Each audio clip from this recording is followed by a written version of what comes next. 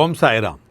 அன்பு சாய் சொந்தங்களே, இந்த பிரார்த்தனையை மைதிலி என்கின்ற ஒரு சாய் பக்தை திருவண்ணாமலையிலிருந்து எழுதுகிறார். பிரார்த்தனை என்னவென்று சொன்னால், அப்பா, எனக்கு எதை பார்த்தாலும், எதை செய்தாலும், எதை நினைத்தாலும் தயக்கமாகவே இருக்கிறது. அந்த தயக்கத்திலிருந்து நான் மீண்டு வந்தால்தான் என்னுடைய வேலைகளை சிரமமில்லாமல் செவ்வனே செய்ய முடியும். அதற்கு நான் என்ன செய்வேன் என்று கேட்கிறார் பாபாவிடத்தில். பாபாவினுடைய பதிலை நாம் பார்ப்போம். அன்பு மைதிலி,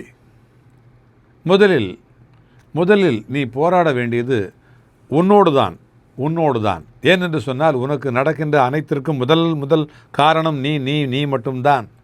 உன்னுடைய மனதில் இருக்கிற அச்சம்தான் உன்னுடைய முதல் எதிரி.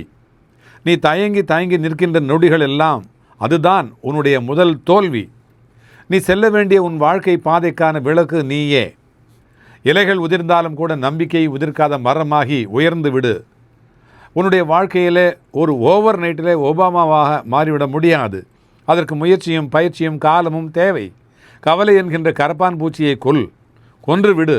சுறுசுறுப்பு என்கின்ற ஹிட் அடித்து மரத்தை பார்த்து கற்றுக்கொள். தன்னை விட்டு பிரியும் இலைகளை கண்டு கொள்வதில்லை அந்த மரங்கள், கண்டுகொள்வதே இல்லை. கடைசி வரை நம்பிக்கை இழக்காதே. ஏனென்று சொன்னால், கடைசி வரியில் கூட உனக்கான வெற்றி எழுதப்பட்டிருக்கலாம் என்று நீ புரிந்து கொள். அவமானங்கள் கற்றுத்தந்த பாடங்கள் அவ்வளவு எளிதிலே மறக்க முடியாது, மறக்கக்கூடாது. எட்டவரும் வாய்ப்புகள் ஏற்றிச் செல்லுகின்ற வரை காத்து கொண்டே இரு.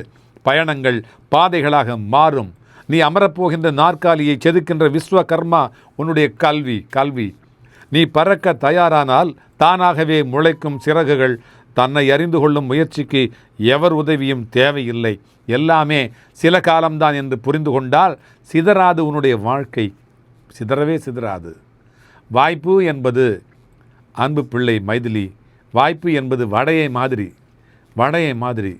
நாம தான் காக்கா போல அதை போய் தூக்க வேணும். பிட்சா மாதிரி வீடு தேடி வரும் என்று காத்து கொண்டிருக்காதே. நீ காத்து கொண்டிருக்கக்கூடாது. உனக்காக யாரையாவது காத்து கொண்டிருக்க வைக்க வேண்டும். அதுதான் உன்னுடைய வெற்றிக்கு அழகு. அல்லாஹ் மாலிக்.